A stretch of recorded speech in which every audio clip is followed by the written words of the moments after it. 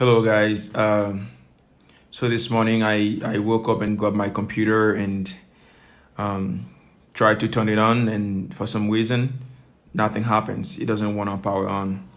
So in this video I'm gonna try to fix the problem. So first thing first, you wanna unplug everything from the computer when that happens, if that happens to you. So I have a HP Spectre 360. So if that happens to you, you want to unplug the power and unplug anything else. If you have a USB or a keyboard or anything, you want to unplug everything from the computer.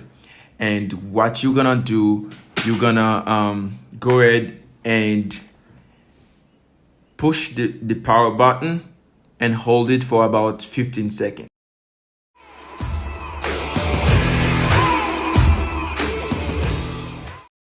Once you do that, now you're gonna try to power on your computer like normal. So after doing that, you should be able to power on the computer. So let's try that. Hopefully it works.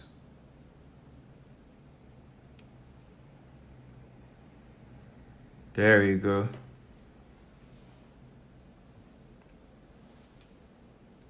There you go.